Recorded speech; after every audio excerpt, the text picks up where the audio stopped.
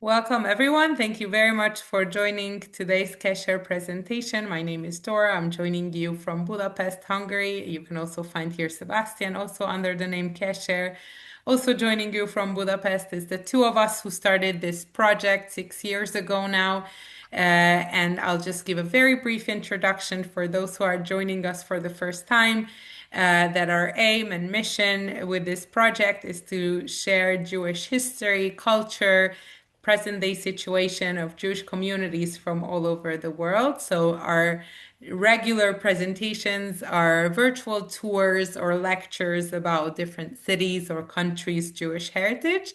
And I know that most of you also know that we also have a book club series in which we introduce books that have somehow a similar or connected theme to what I just described. Today, we're going to introduce you to a very special book, which is called In Search of Amnesia.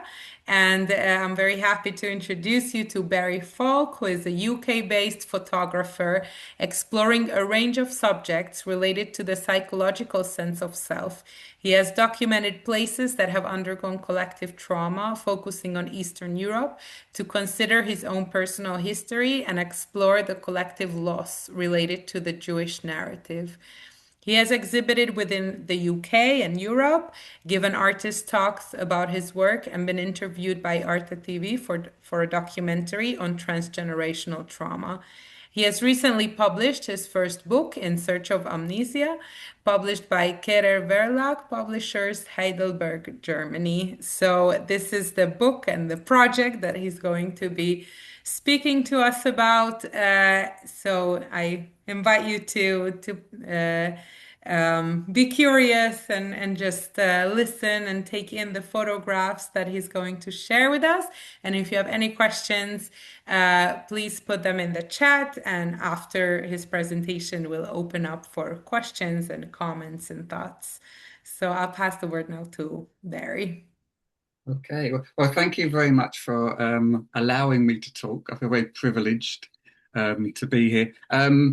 And I will talk. What I'll do is a slide presentation. So there's going to be photos, which obviously will provide all the wow factor, and then there'll be me talking. And I've got a script that I'll read from, but hopefully it's not too much of a tutorial or too much of a lesson. But I think what I'd like to do is just give a sort of more comprehensive introduction to the project, because so these images I'm showing are part of a 5-year photographic project. So it's very much a research project, and it involved a lot of research before I actually embarked on the project, and it involved a lot of planning in terms of going to lots of places within Poland and Ukraine. And although it does cover the Galicia region, or the former Austro-Hungarian Empire, it also, in a way, goes further afield. It goes all the way up to Augustov, which is on the Polish-Lithuanian border, keeping to sort of southeast Poland and northeast Poland, and then it comes all the way across to Kiev, and it does a region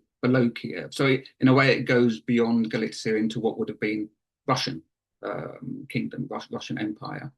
But really, it was the project itself could have gone all the way into Belarus, all the way up into Lithuania. I mean, it's the modus operandi, which is about going and looking for places that were formerly Jewish havens, Jewish communities, large Jewish communities, and finding out what was there, operates across a vast area, including Hungary and places like that. So it's not just Galicia; it's a bit wider afield.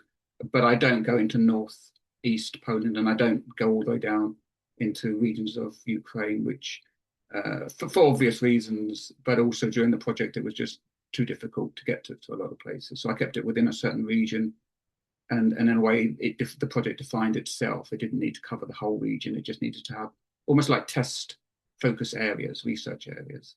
Um, so, and I'll explain more of that when I show you the map of where I went. What I'd say is that I'm motivated by the need to understand collective trauma histories. That's where this comes from, and the personal aspect of it is that obviously coming from a Jewish family, I think my understanding of where we came from as a family was quite vague, suitably vague in terms of kind of we came from Russia, or we came from the border of Poland and Lithuania, or we came from the shtetl, or we came from the Pale of Settlement. So in a way, I never had a very firm grasp.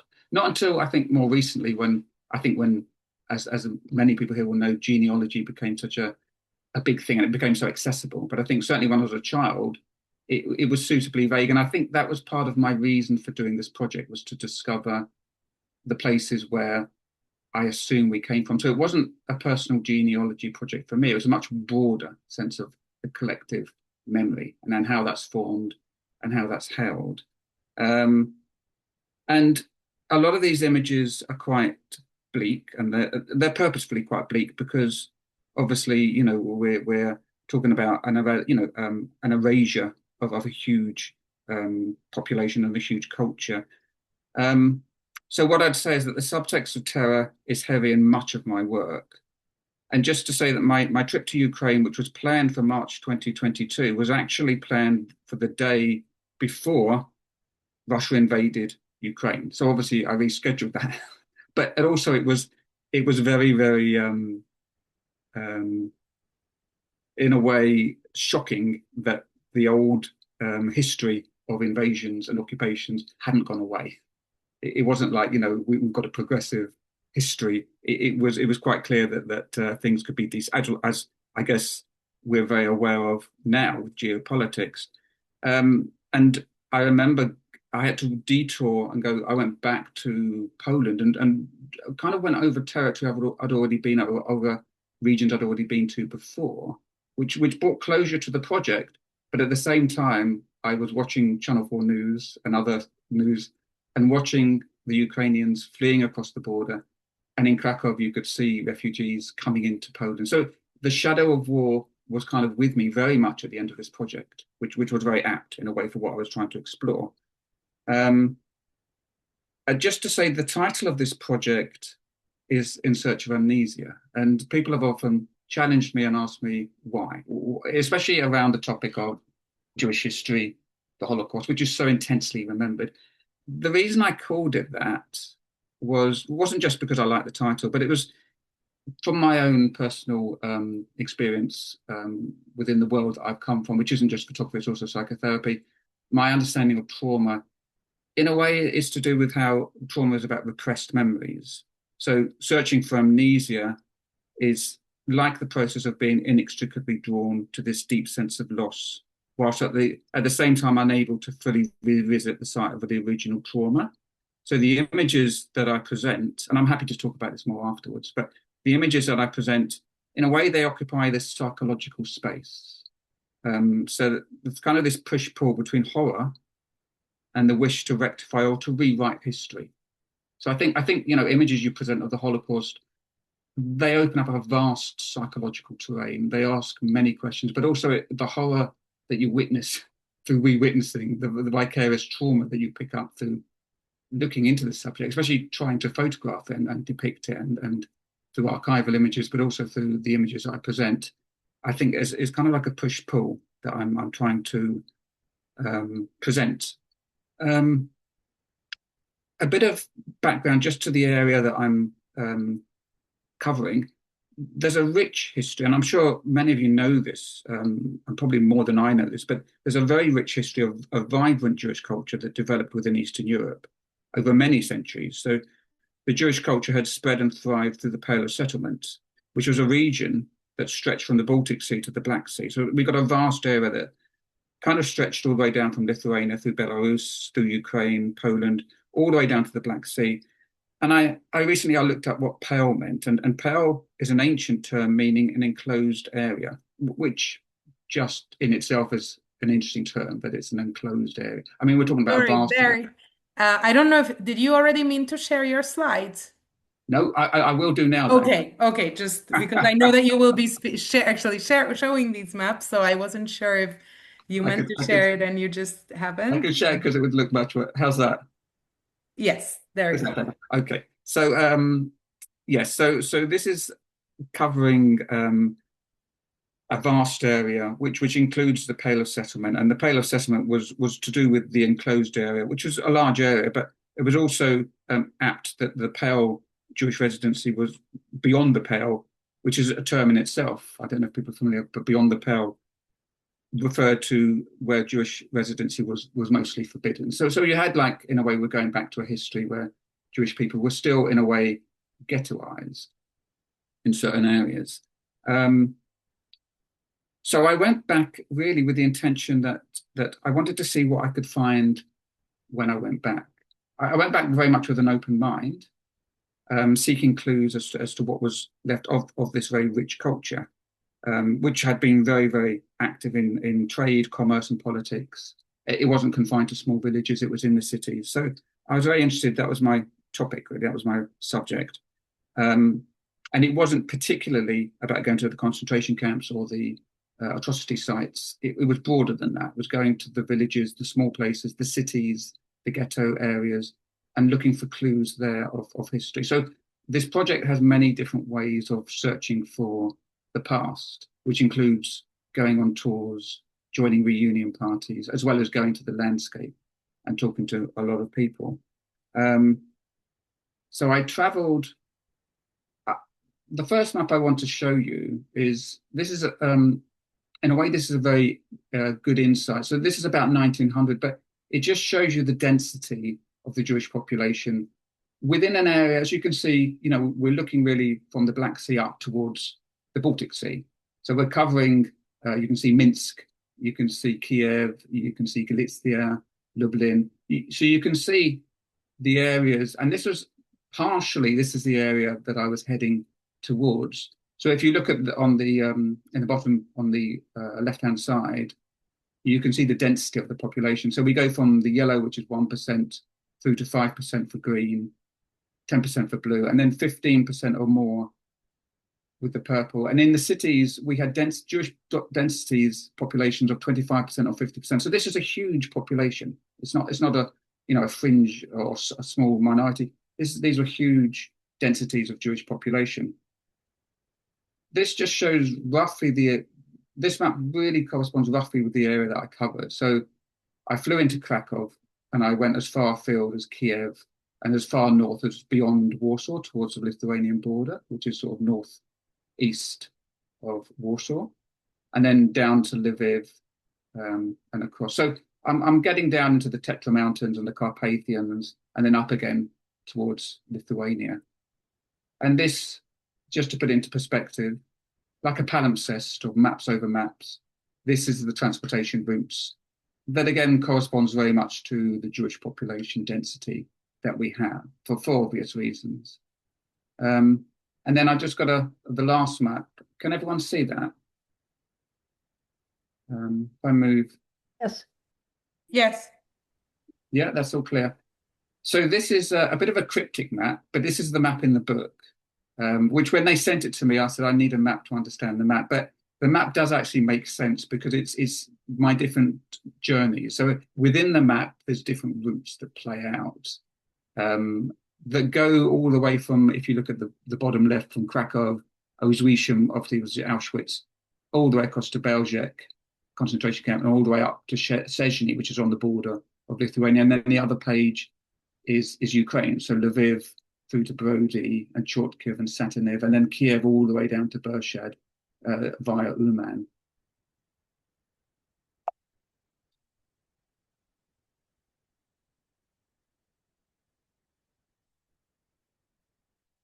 So on January the 21st, January 2017, I began my project. And I started, perhaps predictably, in Auschwitz-Birkenau. So this is beginning of January, and I'd kind of hoped that there'd be snow, and there was a lot of snow. I was away for 3 weeks, and it got colder and colder, down to about -25. I think it was colder in St. Petersburg and Moscow at the time, but it was pretty cold. And I traveled to. No, I was started off with a concentration camp and a death camp. And I was looking, to sort of, in a way, crisscross the country with the certain concentration camps that were kind of locus points that I would go through. So from Auschwitz to Treblinka to Sobibor to Belzec to Majdanek, which is just outside of Lublin. All of these lay within the area that I planned to explore. So this first trip was just, in a way, getting the lay of the land literally getting the lay of the land and photographing it and looking around the epicenters of the atrocity and where the killing had happened, but I was looking for other places as well. This corresponded with Europe's most densely populated Jewish regions, including the killing sites in the forests of Lithuania and Ukraine. So the map of the atrocity sites, as I said, and the transportation lines forms a palimpsest over the older maps of Judaic culture and, importantly, the Hasidic pilgrimage routes. So you had maps within maps within maps. So if I followed the Hasidic pilgrimage routes, I'd have pretty much done the same route as following a lot of the atrocity sites as well. I wanted to understand where my family had come from, to make sense of the different narrative threads in the family. I was often told that we came from the Pale of Settlement, or that we came from Poland-Lithuania border, or that we came from Russia. And diaspora seemed to have scattered us as a family, but also to have scattered our memories. That was my sense as a child, anyway, growing up. So I was curious, very curious about the veracity of the family memory. And I thought maybe this is a general thing, roughly, for Jews that have left Poland and Lithuania and Belarus, especially when we did, which was at the turn of the century in 1900 or 1890. So there's a long period where we'd fled. I was third generation, I would say, assimilated into UK culture. My understanding of the family roots was as much fantasy, I thought, as it was folklore. And what would it be like then to return to the places where Jewish communities had been rich in culture and trade? I was aware of how the portrayal of the Eastern European Jew was so often peppered with nostalgia for the imagined world of the shtetl. How did this then fit in with actually visiting these sites and acknowledging the inescapable historical trauma of the Holocaust? So I went, in a way, not knowing what I'd find. And it could have been an awful failure in terms of I didn't get the photographs I wanted. I couldn't find any evidence. I couldn't, in a way, capture a sense of what I was finding. But what I came back with surprised me. I came back with a lot of questions. And then I kind of, in a way, planned the project from that. So the project involved about 8 different trips, but each trip would be different. I'd vary it. So this was a 3-week trip looking at the landscape, meeting some people. The next trip was all about meeting people at the Lubliners reunion. Another trip was a tour guide trip, etc. So I kept varying the ways that I was exploring as a photographer. I wasn't just going taking photos. I was going out with, in a way of working. Like I had a connection set up. I had people that I'd connected with. So I was trying to find all different ways to collect the memories and not make it just a photo project that was like a heritage project or a genealogy project. I was trying to make it as wide as possible in terms of how memory is held, how it's framed and reframed, etc. As I traveled through southwest Poland, from Krakow to the south of Białystok in the north, the snowy landscape encapsulated the sense of desolation that I was seeking. It set the scene.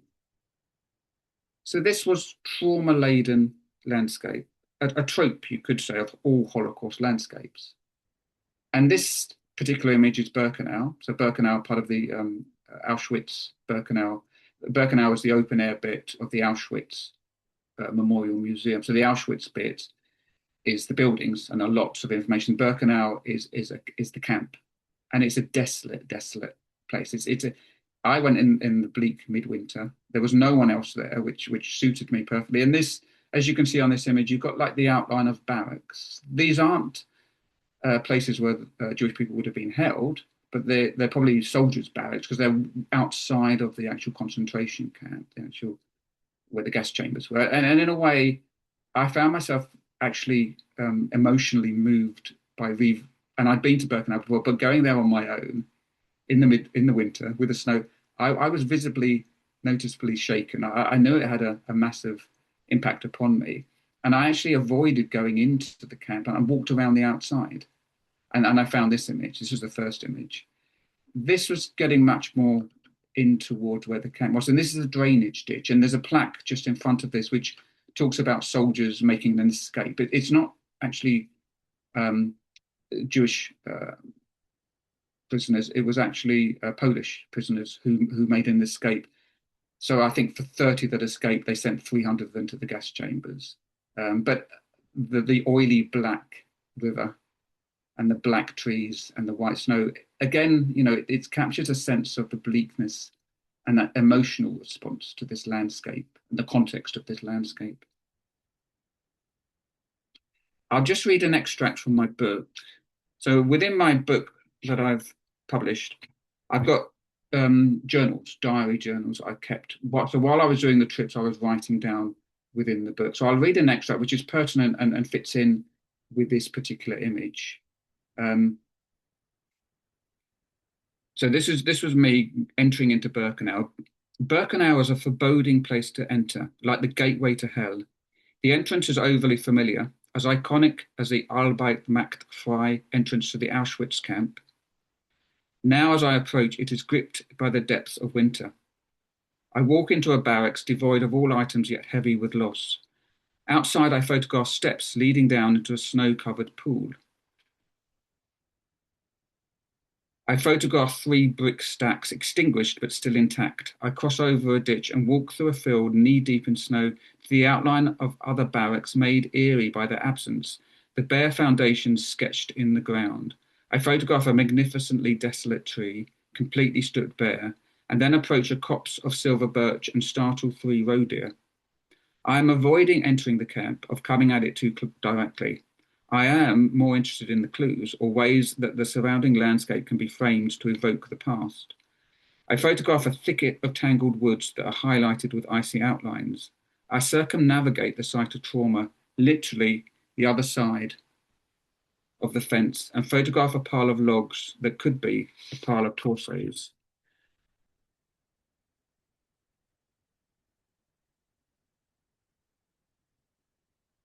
So the images that I present and that I'll present this they're condensed down from many, many, many images I took. And it took a long time to edit the images, especially to form a book. So from thousands of images, I've condensed it down to maybe 90 images. And I've chosen each one very carefully. And this particular image of the caravan, I've included it because it's just on the edge of Treblinka. So Treblinka death camp was very difficult to photograph in a way that felt meaningful or in any way grabbed you, because it was difficult to photograph without it looking like any other image you'd see on Google search of Treblinka. But this image, in a way, captured it. And it was literally the other side of the trees is where the former concentration camp was. And again, the image itself is evocative, and it has many meanings. It can be read in many different ways. I mean, in actual fact, the other side of the picture, out of your to the left, would be a house. And actually, in the summer, this is a lovely place probably to have your tea and your Polish version of scones. So, but in the bleak midwinter, it captures something of what I was trying to find, or what I was finding as I was going along through this landscape.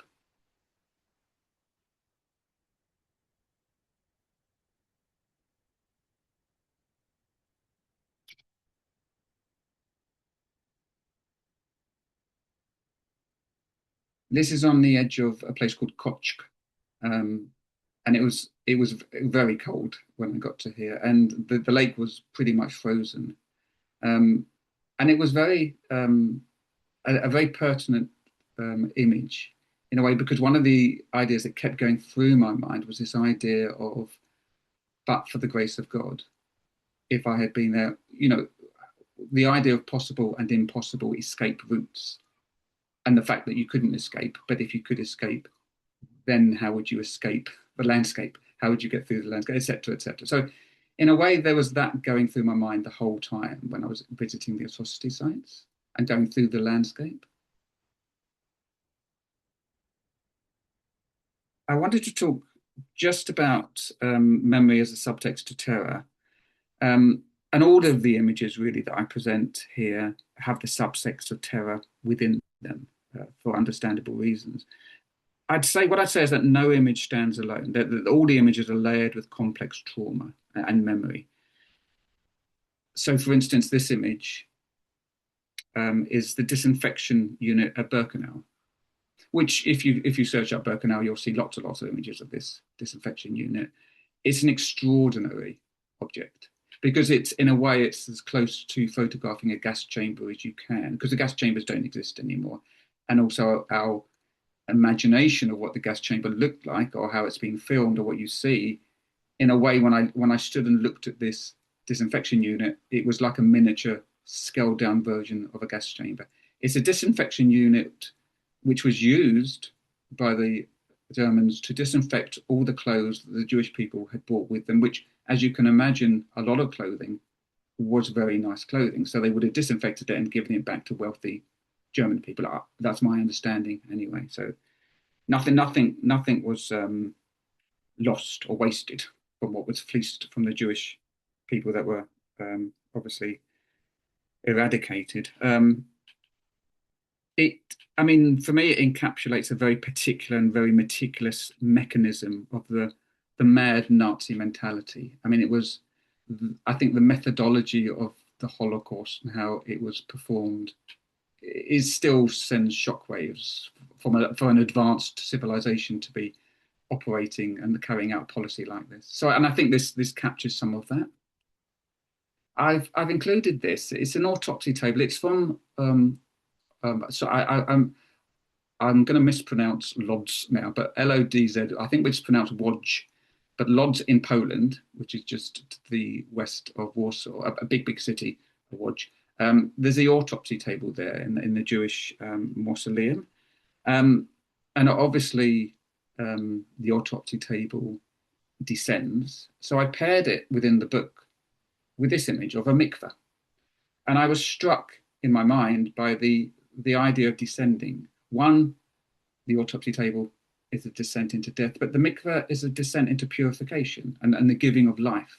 And I thought, the pairing of the two together and that kind of sense of the Jewish tradition of descending and the mikveh and the purification and the space being such a sacred space, I thought was very pertinent. Just to sort of like pair them together felt very important.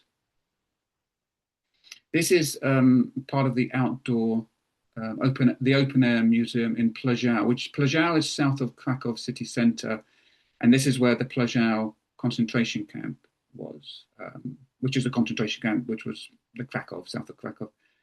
What's interesting here is you can see the hill behind, the hill that's depicted in the picture, and you can see the Nazi officers all lined up with the barracks that aren't there anymore. And I recommend, if anyone wants to see the history in a way, told in a way that is very accessible, the Ploiești Open Air Museum, which is accessible all the time because it's just outdoors, is an amazing memorial place. And I think actually the actual concentration camp, which was completely erased, they've been doing an archaeological dig there. So there may be much more there now. The park itself is actually a recreational park, so people walk across it, but it also has what are the remains of the Jewish cemetery within the Ploiești Park as well. And this is a scene of Krakow. So pretty much just up from where I was then, I'm up on the hill and I'm looking back towards Krakow. And I think this image just struck me. I mean, it's a snowy landscape. You've got the billowing clouds. It's that subtext of terror, the memories, and the context of the image within the context of this project that I was struck by, the bleakness of it. And then I end with this image for this particular sequence, which is Białowieża, or Białowieża, which is the forest that borders Poland and Ukraine. It's actually the largest forest within Europe that still has bison and wolves and a variety of other quite large animals. And I put this in because I think the context of the forest is particularly pertinent to the project. And it represents the idea that kept playing around in my mind, which I said before, which was trying to make sense of the turmoil of my own feelings and the idea of possible and impossible escape routes. The unbearable reality was that few prisoners who did manage to evade capture would then have had to traverse rivers, harsh terrain, to dodge manhunts. And let's face it, they would have had to rely upon probably an ambivalent local population that might give them food or more likely turn them in for reward. So the surrounding forests were often foreboding and impenetrable terrains. And if they met local partisans, I mean, I'm saying this from what I've read. So this is only, again, this is pass on information, but from what I understand, if they met local Protestants, they were as likely to be turned away as liabilities than embraced and saved.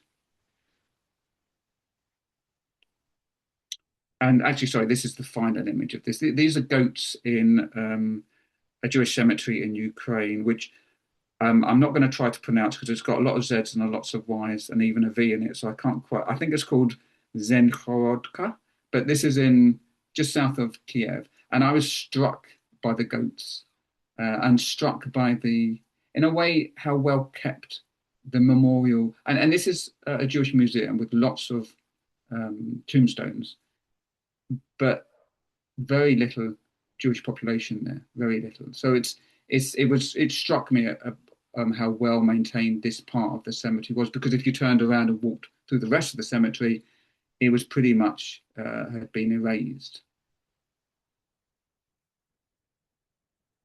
One of the things that I was very interested, well, one of my findings, I suppose, because I was following Hasidic routes that are once linked to key cities and towns with a very rich culture of Hasidic Judaism, lots of pilgrimage sites and pilgrimage centers. So from the massive sprawling Jewish cemeteries in Warsaw and Krakow to often very small neglected cemeteries on the outskirts of small towns. But along the way, I visited the synagogues, and what I was struck by was the way that the synagogues and the museums held the memories, the Jewish memories. And it brought to mind the book by Ruth Ellen Gruber. I don't know if anyone has read this, it's called Virtually Jewish. And she writes in her book, she writes many very interesting things, but one of the things that she wrote, which was very apt for this image, is that, as Ruth writes, in many museums, the ritual objects on display, beautiful in themselves, constitute treasures put together in an artificial context. Objects out of function.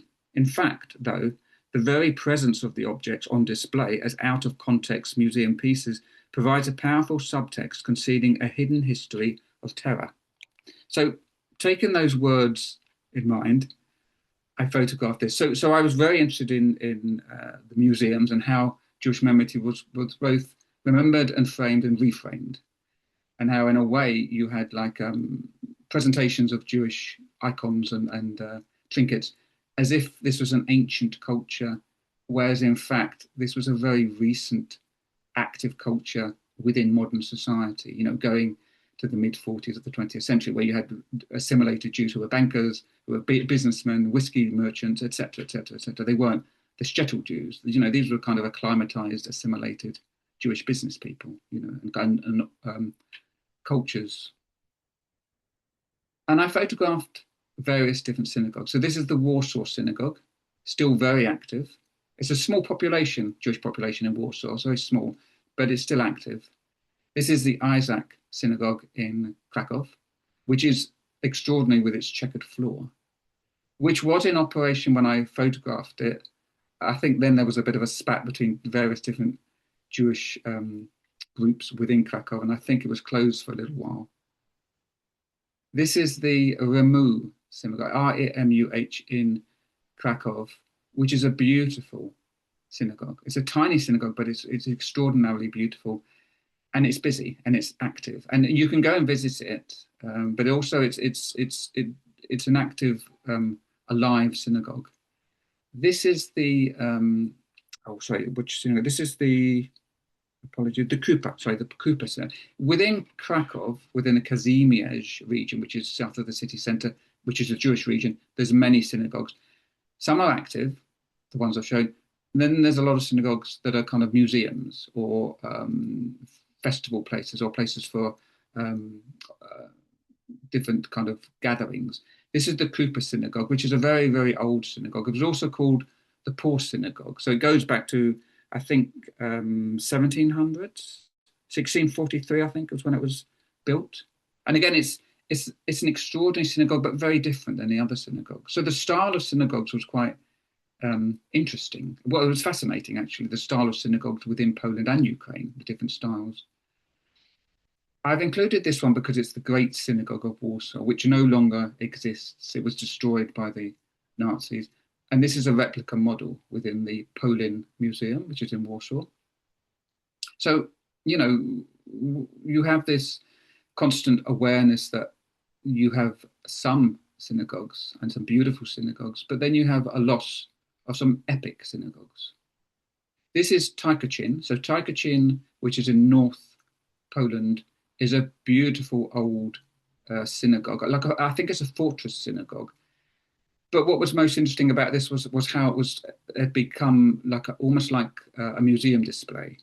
So and I'll just read out what my experience was of going to the Tykocin synagogue, which I think I'll show you a picture of it in a minute. It's a beautiful pink synagogue.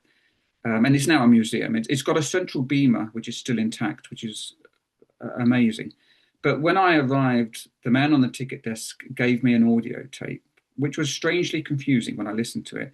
It described the Jewish community almost like they were an ancient tribe that liked to build their synagogues near running water. And there was a strange disconnect between the brutal tragedy that robbed them of their traditions and the trinkets on display in the glass cabinets, which is what I've shown here. So the menorah candlestick, the tallis shawl, the prayer books. The synagogue is not just a jewel, but it's also a painful reminder of what has been lost. And just to say, as far as I'm aware, within Tykocin, there is no Jewish community. So you've got a wonderful synagogue that's now really a mausoleum. This is a replica Jewish home within the Sanok Open Air Ethnography Museum. So again, I was seeking out all different ways of seeking memories of Jewish, and within the Sanok ethnography, there's lots of different examples of buildings from all different cultures. It's a cultural place of cultures within Poland, including this house, which is a Jewish house. And you can walk through the house, you can go upstairs, downstairs, into the bedroom, into the parlor. This was what struck me most, was the dinner table set for Shabbos. And it was like time had been petrified. It'd just been frozen. And I thought for this project and the context of the project, it was very apt. This is Chortkiev, which is in Ukraine, northwest Ukraine, and it's the old synagogue. And we spent a lot of time up in the actual synagogue area, which was full of fridges and tires and things like that. And then we went into the basement, and I was struck by the bust of Lenin. I thought this was fascinating because, in a way, within this image, you have a whole layering of history, from the Nazi atrocities to the occupation of the Soviet Union, of the communists, and the fact that even Lenin's been relegated to the basement of a synagogue. This is the Białgorach. So Białgorach is in South Poland, and it's a replica wooden synagogue. And you won't find a wooden synagogue like this anywhere in Poland or Ukraine or Belarus. I think there may be a couple of examples left in Belarus of wooden synagogues. I've not seen them. But this is the great synagogue of Volpa, which I think is in Belarus. And it's if you look at an image, if you Google search for this great synagogue of Volpa and you compare it to this, it's almost perfectly made. But it's what was interesting about this, especially when I talked to Jewish people in Krakow, is that they were quite dismissive of it because it's a replica synagogue. It's not consecrated. It's part of a virtual shtetl within Białgorach. But at the same time, you're not going to find a wooden synagogue. And there used to be hundreds of wooden synagogues peppered throughout Ukraine, all of which were burnt down. But I mean, it was so methodical how the Nazi Germans, eradicated the Jewish culture, not just through killing, but just through destroying. And here's a couple of examples. So the one on the right is the Tykocin Museum with the central beamer. And I just thought they were fascinating how the different styles of synagogues they're so varied, from these almost like chocolate box type synagogues to other synagogues which are like fortress style synagogues. The one on the left is part of the council. It's a council building, and it's a performance set hall as well. And then the Tykocin synagogue is now a museum. I've included another section or another set of images in this section, which is to do with how memory is reframed and held in strange ways. So this is the house that Eamon Goth lived in. And Eamon Goth is notorious mostly through the fact that Steven Spielberg did Schindler's List and Eamon Goth was played by Ranulph Fiennes. So he became notorious really through the film memory. So my memory of this and Eamon Goth and the house is entirely wrapped up in the film Schindler's List, as is, I think, many people that visit. And if you go to Krakow, the Schindler List tour is every bit as, or probably more popular than the Jewish city centre tour. What was interesting about this was that this house was undergoing a massive facelift, and I actually photographed it over the period of 5 years and showed the transformation of the house. But what I was most struck by was why people went and stared at this house, because within the film, it's not the same house. What Steven Spielberg did was he built another house and placed it on a hill, so it looked much more dramatic. So it's interesting. I mean, I don't know if you've seen Schindler's List, but there's a scene in that where Ranulph Fiennes is shooting Jewish people within the concentration camp from the balcony of what would have been from this house. So again, it raises the questions of the veracity of the memory, especially when it's wrapped around the film. And Schindler's List is an extraordinarily powerful film, but the veracity of the memory and the authenticity of the memory is curious, I think, for me. This is Oskar Schindler's desk. So this is in the enamel factory, which is an extraordinary Holocaust museum just south of Krakow city centre. So with these images, I'm looking at the tourism and the reframing of the memory and how it's held. And this is the concentration camp, the Plejau concentration camp, except it's not, because it's actually the film set. It's Steven Spielberg's film set. But it's the only intact concentration camp like this that I visited or that I know of outside of Germany. And it's extraordinarily realistic, and yet it's a fake. It's a fake of a real atrocity site, which I thought was a curious concept. It's a fake construct of a real atrocity site. And these are boys that were hanging out in the area because the film set was built within the Liban quarry, and the Liban quarry was somewhere that the Jewish prisoners were taken to work, but the actual film itself is based very much within the Liban quarry, which is just south of the concentration camp, which is a very stark and bleak setting for the film, and you can see why Steven Spielberg set the film a lot of it there. And I was curious to know what these boys were doing. So I photographed them in front of the film set. Turned out they were also making a film. I don't know what the film was about, but I just thought it was quite an amazing photograph of the local children without really knowing the subtext of why I was photographing them, especially the guy with the T-shirt that says fearless. Probably them skateboarding, probably on and off the film set. This image, and sorry if I'm bombarding you with a lot of information. It's a lot to take in, I acknowledge. But this image was a very, very important part of the project, because this was the fake rabbi tour in Lviv, which I'd heard a lot about. And as you can see, the rabbi on the left is clearly fake. But and I didn't understand because it was in Ukrainian. So I don't want to do him or the tour a disservice, because it's probably very informative, and it's probably the only tour within Lviv of the Jewish area. But it was something that raised a lot of questions in my mind about what the hell was going on really with this type of tour, and this kind of, in a way, this sense of philo-Semitism, which is a love of all things Jewish, and this stereotyping, which is bordering on anti-Semitism. So I was really curious about this interplay between philo-Semitism and anti-Semitism and what was going on here, really, which I was struck by in many places I went to, especially when you can buy trinkets of Jewish, bearded Jewish stereotypes. You can buy them anywhere within the Jewish. So this stereotypical view of the Jewish culture was everywhere. It was striking, really. And I'll just whip through this last bit. So this bit, in a way, is probably the most important bit of the project, because this is about the people that I met whilst I was traveling, and the many different types of people, and in a way what the memories they held and why it was important to photograph them. So this is Judy and Rose. So Judy's on the left and Rose is on the right. And Judy is actually the aunt of Rose. They're only a few years different, but they were born together in Lublin in the ghetto. They escaped the ghetto, they escaped the Holocaust, and they've survived. And I met them as part of the Lubliners reunion.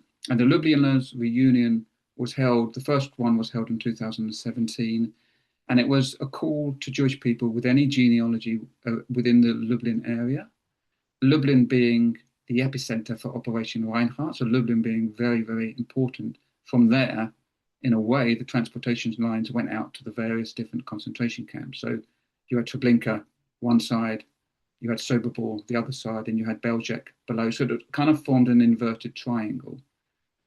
And Lublin was the epicenter, where the Operation Reinhardt was organized.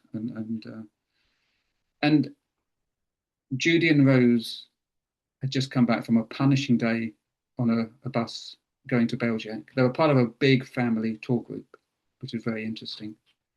And this is Judy being interviewed at Belzec, so Belzec concentration camp, which is in the south of Poland. And Judy, out of picture, what you can't see is Judy's daughter grabbing onto my arm and saying that her mum hadn't wanted to come. She hadn't wanted to come on this reunion. She hadn't wanted to come to Poland. And she said to her daughter, I'll come, but I'm not going to speak Polish. And then she said, well, if I speak Polish so I can order soup or food, I'm certainly not going to speak Polish and talk about my life. And here she is being interviewed by the Brahma Gojka theatre group and talking about her life. So it's a really powerful image. And it's a very powerful image because also it's about the survivors' stories and how we hold on to that as the survivors sadly pass away, how we hold on and we retain their story, their narratives. So that this image encapsulates that really. This is Maximilian Kolbe, and I photographed Maximilian in the Waxwork Museum. And Maximilian Kolbe is the only, within the Waxwork Museum, is the only reference to the Jewish narrative or the Holocaust. Maximilian Kolbe is famous because he volunteered to die in the place of a Jewish prisoner. On the way walking to the gas chambers, he stepped in and said, I'll walk instead. I don't know what happened to the Jewish prisoner. I imagine he just continued at a different point to the gas chamber. But this was I included this because it was just such a striking portrait, and he was so good to take a photo of. So this gentleman here is, and just to say, a lot of the portraits I took, I'd organized meetings and then I took the portraits. But a lot of the portraits I took they were opportunistic and they were haphazard. Not many, but some were. And this elderly gentleman clearly wasn't too happy with me photographing him, but I photographed him because I wanted to photograph the house behind him. I thought, in a way, him being in there made the picture even more interesting in terms of his response. But the house behind him was notable and important because Menachem Mendel Morgenstein lived there, and he was the famous Hasidic spiritual leader of Kochk. So this is in a place called Kochk, which is just north of Lublin, which is just southeast of Warsaw. It's very famous because it's got a distinct polygon turret, which I photographed, but this was the image that I kept in the book. It was much more interesting. His expression was worth keeping, even though I had no way of telling what he really thought due to our language gap. But of relevance is the fact that there was historic hostility embedded in the history of the small town of Kochk, where in 1920 the Jews had constituted half of the total population, and now there's no Jewish population. So I guess, I'm putting in images that evoke responses and ask questions. When I traveled south of Kiev, I had organized a tour, a 6-day tour with Chaim, a chap called, a Ukrainian guy who'd renamed himself Chaim. And he took me on a 6-day tour. And Chaim had been doing an extensive project looking at the Jewish community south of Kiev that he'd been doing since 2016. So I'd asked him if he'd take me on a tour. And he was reluctant at first, but then he agreed. So he took me around all the and there's a lot of Jewish communities which are quite elderly and they're diminishing, but there's a lot of Jewish communities still in existence south of Kiev. And what's interesting is they're interconnected. So they have their own Jewish chronicle that's sent out within the community. So that they're connected to each other, which was an interesting finding. I had not realized this in terms of Jewish community, because I know there's a lot more Jewish communities within Ukraine than in Poland, for instance, but I didn't know there was lots of little interconnected Jewish communities. This elderly gentleman, 91-year-old man, he was a Holocaust survivor. And when I visited him, his wife, he got up to say hello, and his wife said, "You sit down, you don't move." And she ushered me into his bedroom. So I've got like about 2 foot between me and the wall that I'm pressed up against to take the photos, and I had about 5 minutes to take the photos. What was most interesting, I don't know if you can see, is the swan behind him, and that's that sense of premonition of death, but of a good death in a way. And I just thought it was a striking image, and he was so photogenic. And the massive timepiece on the wall on the right. So I want the images I've included, I want them to be um, evocative, and I want them to ask questions, but I want them also to be moving and to be meaningful. These are 3 Jewish children in a Jewish school in Bilat again, which is south of Kiev, which again, is a Jewish school. It's a borrowed building. So their synagogue within Bilat is now an agricultural, or at that time was an agricultural college. So they were borrowing a building whilst their own building actually was being used for different educational purposes. But it was interesting to see Jewish children, within a Jewish school, especially with the images of the synagogues behind them. This is a chap called Roman, who we arranged to visit, who took out a huge dossier of information about the Jewish history where he lived. Again, this is south of Kiev. And as you can see on the table, he has Shabbat in his house. And I think there's a small Jewish community where he lives. It's just about enough to form a minyan, and they meet. And this was the leftovers of the Friday night Shabbat meal. So he had honey there and some bread, sweet bread. So I was meeting people along the way and getting their stories and their memories. But then I was also meeting people along the way who in a way, played a different role. So this is Valentina, and she's the waitress at the Mangora restaurant in Lublin, which is a Jewish-themed restaurant, which in and of itself is a very strange idea, given the context of the project, given the context of the memories, given the context of what the history, to have a Jewish-themed restaurant. And Valentina was Ukrainian, not Jewish, but dressed up. So I went in there. I mean, it does beautiful food, etc. But it's not a Jewish restaurant. It's a Jewish-themed restaurant. So again, there were questions in my mind all the time as I travelled. This is Stephen D. Reese, who's an American Baptist who's part of the Matzeva Foundation, and the Matzeva being another word for a Jewish headstone. And Stephen has dedicated at least the last decade of his life to traveling around Poland, working with local Polish organizations, scout groups, etc., and also with Caroline Sturdy Coles from Staffordshire University, who's an archaeologist, a forensic archaeologist. And his mission is to get the synagogues back into a form where they're kind of not synagogues, the cemeteries, back into a form where they're the cemeteries again. So de-weeding them, cutting down, but also bringing the Matzeva back into the cemeteries. So the next picture is Chelsea photographing all the headstones, which is a curious image with all the numbers written on the back. And I mean, what's most curious about this image for me isn't the numbers, it's the fact that below each headstone, each Matzeva, there is no body. There are no bodies there. All of the bodies, I mean, all the tombstones were taken away and used by the local population. And these are the ones that have been returned. I mean, the local population would use a tombstone for agricultural uses. They would take the top of a headstone and turn it into a round stone and use it to sharpen tools, for instance, things like that. So, and they use it in road construction, etc. So a lot of these were kind of saved and returned, but there's no corresponding bodies below. So it's a strange concept when you think about it. It's almost like a lapidarium, like a collection of stones.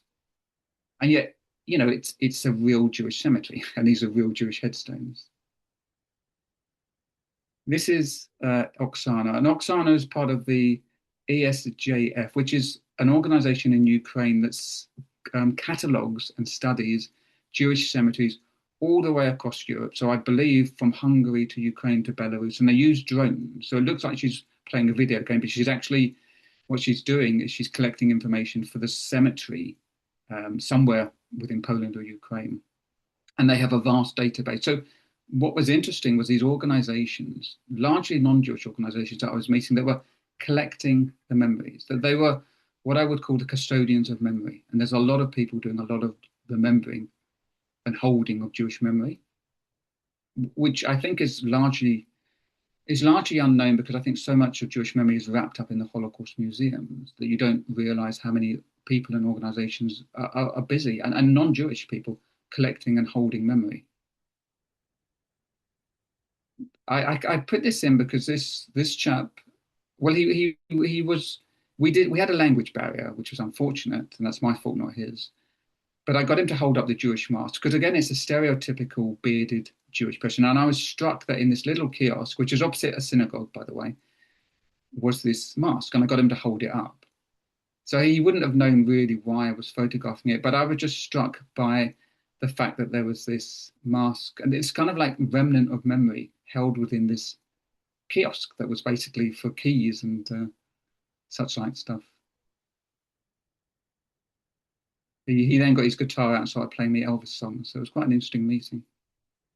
And this is Dorota. So Dorota is in the north of Poland, and Dorota is part of the Forum for Dialogue. So the Forum for Dialogue is another organization that I came across quite by chance, who are spread across Poland, all the way across Poland, and it's comprised of all sorts of people. So some people are within government, some people are teachers.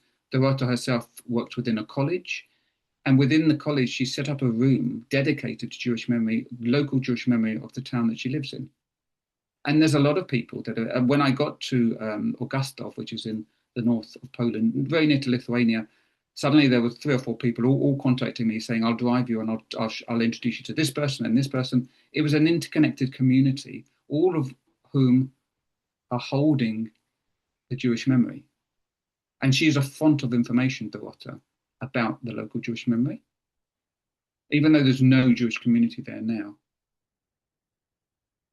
I'll just whip through these. These are Hasidic Yiddish Jewish dolls, which was in Kiev. It was in part of a display. And the reason I put these in was because they're part of the organization that this is part of the university. This is, let me just get his name because he's a very important academic. This is, Leonard Finberg. So Leonard Finberg is actually the director of the Center for the Studies of History and Culture of East European Jewry. And he's part of the Kiev Moila Academy. So Leonard, and I met him quite by chance. I was looking for the Jewish center within the university, and they directed me down to the basement, and there was Leonard sitting there. And Leonard is a very, very important cultural figure. He's written many, and given many, many talks and written many, many articles. But what was interesting was that they hold a lot of Jewish objects, including puppets from the Yiddish theater. And this was part of an exhibition that was on locally in Kiev. And then we are coming to the end. So I just talked about Pavel. So Pavel has a tiny little Jewish meet. It's a prayer hall. It's basically it's a room above a shop in Lubitowska Street, which is in Lublin. And Pavel is in a way he epitomizes what I call the custodian of memory. He is I think he gave me the term. He said I'm a custodian of memory, and he holds a huge archive of Jewish memory within Lublin. He's a really quirky character, but he's collected stuff, Sefer Torahs, all sorts of stuff he's collected within this room. And within Lublin is a Jewish community, but there's not enough people to form a minyan. And yet every now and again they meet. But it's just amazing how dedicated Pavel is to holding the memory. And Pavel is a Jewish chap, so he wasn't a non-Jewish person, but it's just fascinating how intensely he remembered and how intensely he holds. And in a way, it'd be interesting to know what happens to all of this archive that he has when Pavel passes on. I included this, and this is the final image of the talk. And this is a very important image because this is the walk to the Umschlagplatz, which is part of the Lubliners reunion. So in 2017, as I was trying to think of different ways of remembering, I joined the Lubliners reunion. I saw an advert for Lubliners reunion which was Jewish people seeking out their genealogy in the Lublin area. And I thought, well, I'll go, even though I have no genealogy there as such. I thought I'll go and I'll see what happens when I'm there. It was completely different than taking landscape pictures. It was going to be a cultural thing. It was going to be tour groups. It was going to be meeting a lot of Jewish people from Israel, Toronto, etc. And this was one of the walks, memorial walks that we did. I'll just read you a bit about this because it's very, very interesting what the Brahma Gojka Theatre do and why they're so important. So the Brahma Gojka Theatre had organized this as it was part of the 700th anniversary of the founding of the city of Lublin, but more importantly for me anyway, was that it was a remembrance of the eradication of the city's Jewish population. And the Jewish population in Lublin was huge. It was a huge area of the city with a great synagogue, etc., that was completely erased. The reunion comprised of a week of events. It was visits, talks, films, discussions. It was an extraordinary gathering and a very, very well organized. And the theatre company, which is I'll just reiterate this, it's a non-Jewish, and I'm just saying that just because it's interesting to know who's holding memory and how it's being held outside of the Holocaust museums, etc. It's very interesting to know who is keeping this memory, because within that there's room for dialogue and healing dialogue. But the theatre company, when they formed, were in a building, a sprawling building that went over what was called the Grodka Gate.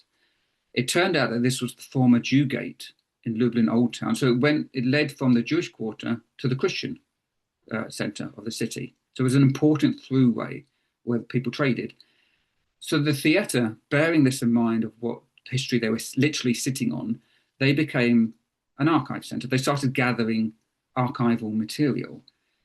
And with the Lubliners reunion, they had a surge of expansion where they made it open to an international audience. They invited people in, which expanded their archives exponentially. And their archive now is huge, absolutely huge, of people's stories, people's memories, people from with different genealogies, different memories of the area. The actual reunion was a gathering of Jewish people from across the world who had a family connection. And again, just to repeat what I said, Lublin is very, very important because it was the epicenter of Operation Reinhardt. And Operation Reinhardt, to give it its less formal name, is the final solution. So it was the crossroads for a complex transportation system that was ferrying Jews in from across Europe. So reclaiming this city as a place of active remembrance is a way of healing this wounded memory. And this walk, the walk to the Umschlagplatz, and the Umschlagplatz is the holding station. So the Umschlagplatz, and apologies if I'm mispronouncing it, is the holding station where the Jews were taken from the ghetto before. So it's a train station, basically. And from there, they would have been boarded onto trains and taken to the various concentration camps, which, as I said, form like an inverted triangle around Lublin, comprising of Treblinka, Sobibor, Belzec.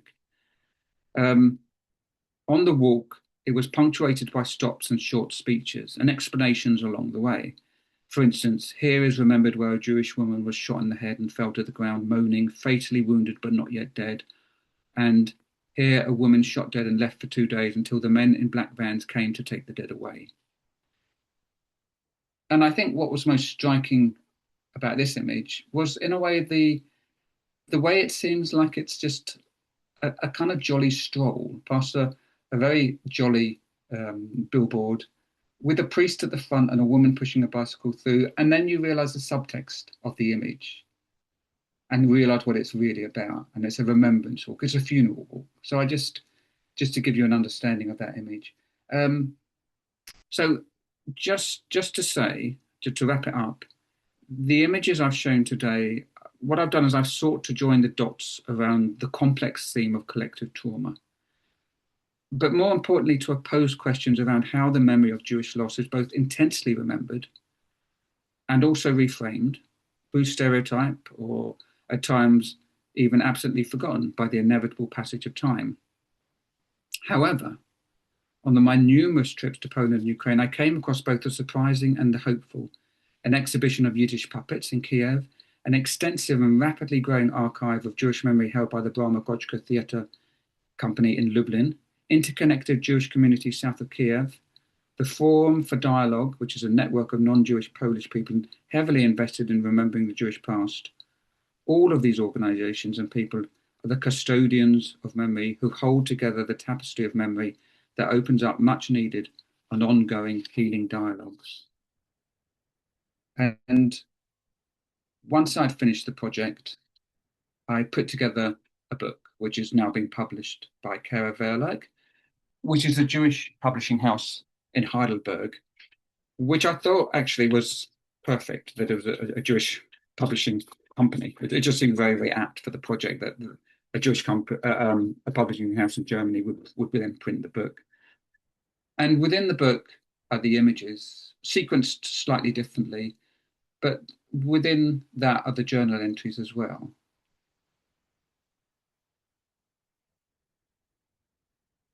And I'll leave you with this. So this is the cover and this is the book. And I can leave this on screen for a little while, Dora, or we can come out of this. But just so people can see where, if they want to look at the website and look at the project more, if they want to contact me, there's a contact number there. I'm very happy to have ongoing conversations or to talk more about the project or about the book. Wonderful. Thank you so much, Barry. I think we can take it off and we'll share it tomorrow with everyone Absolutely. in Okay. the follow-up email, but it's great that we had it there for a moment. Thank you so much for this fascinating talk and for sharing your photos and your project with us. We're a bit over time, but we'll go into another, like maybe 10 minutes of questions. So I'll start by reading the questions that are more conceptual rather than focusing on details. And then if we have time, I'll read a few more that are more about the details. So the first question I'll read is from Irene. If you did not know where you were, would you have found or named your photos as disturbing or evocative of what happened there?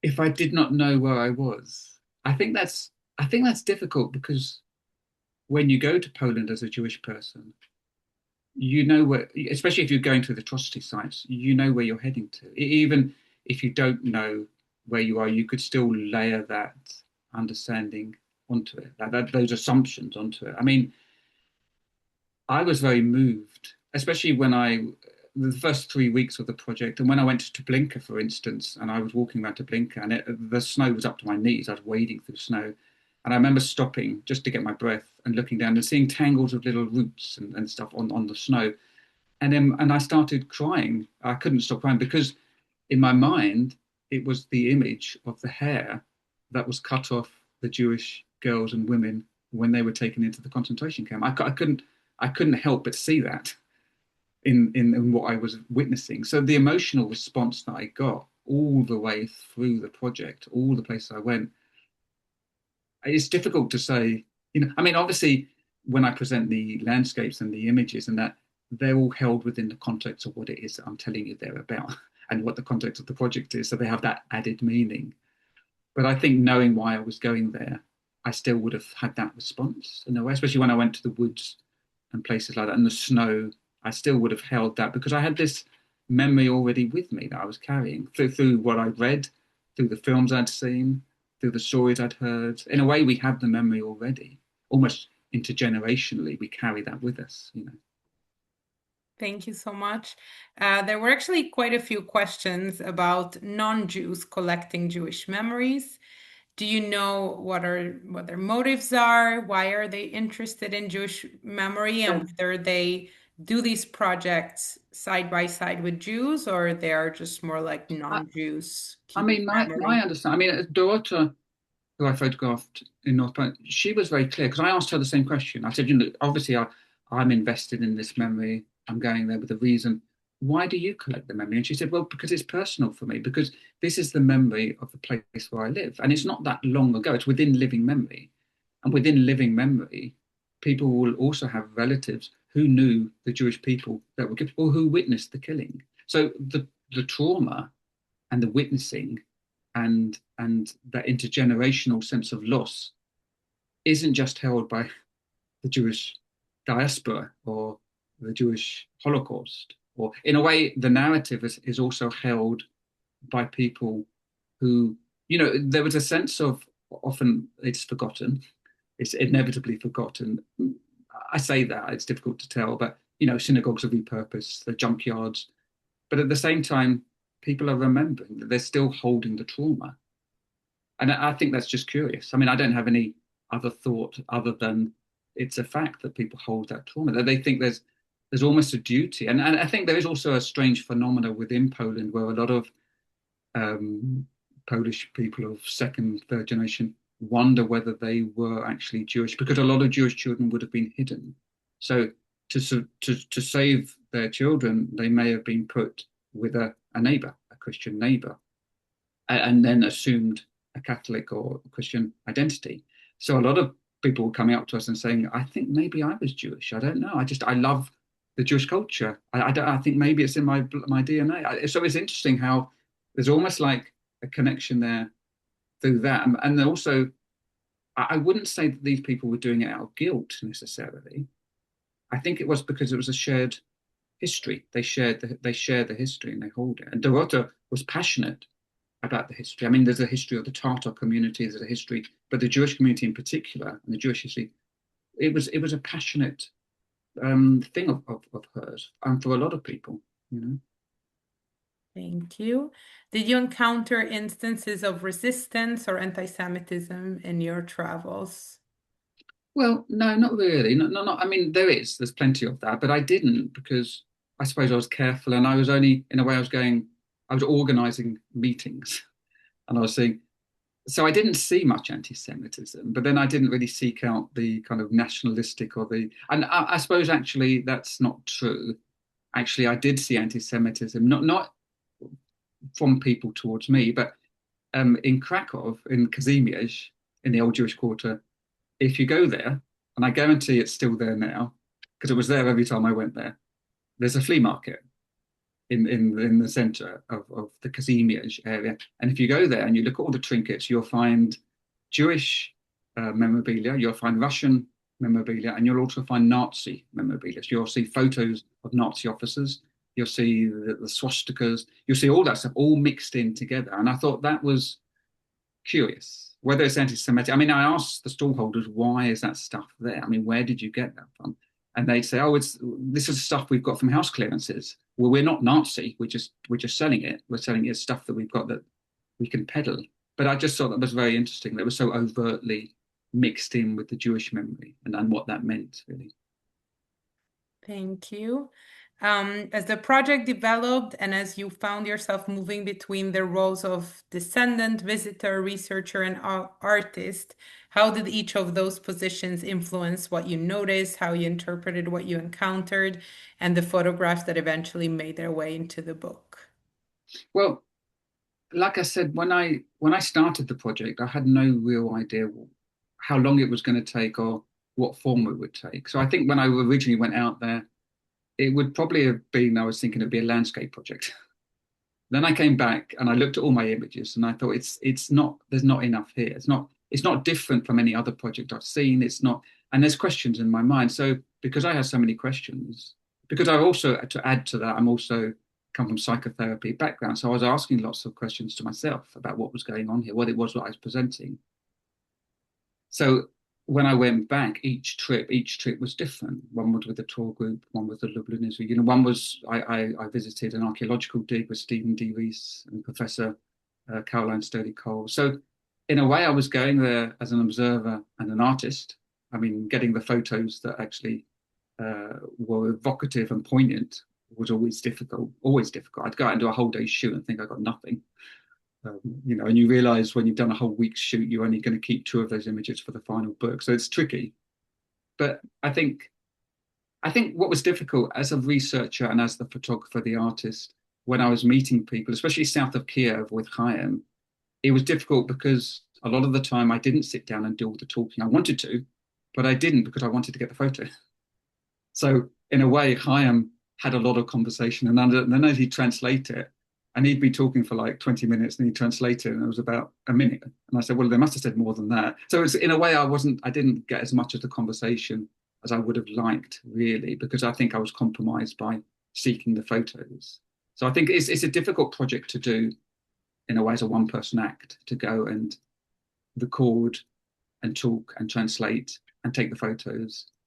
I think in terms of research, that was something I did outside of the project. I researched before I went. I researched when I'd done projects. I made contact with people for reasons that I could then go and photograph them and find out about the organization. All the organizations I contacted are the ones that I photographed are in the book. So I made that. I did all that homework beforehand. Thank you. I think we will leave it at that. I think you answered so beautifully all these questions, and thank you, everyone. I see a lot of comments, a lot of questions, a lot of curiosity. A lot of people are sharing very different emotions that you evoked. Some feel traumatized by certain images, and some feel very touched and moved, Mm, and some are just expressing gratitude for taking these images and for keeping these memories.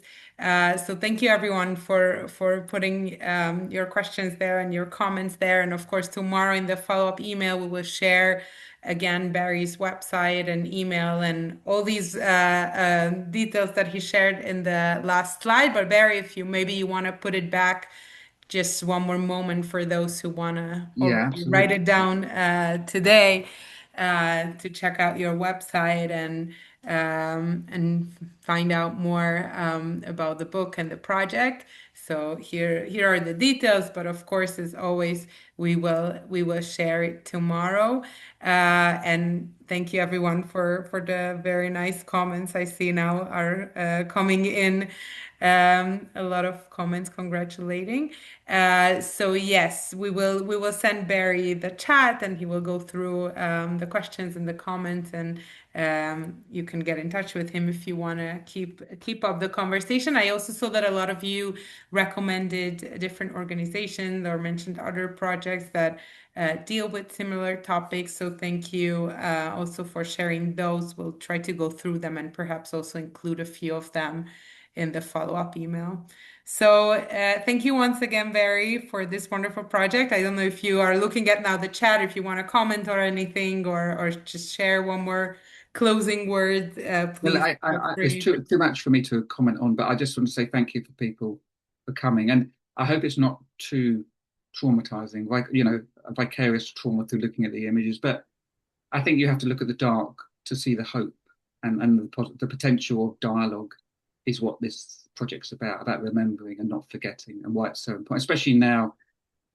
Jewish narrative is so important to remember, and to get away from polarized debates that we're having and polarized thinking. So I'm very grateful that so many people came.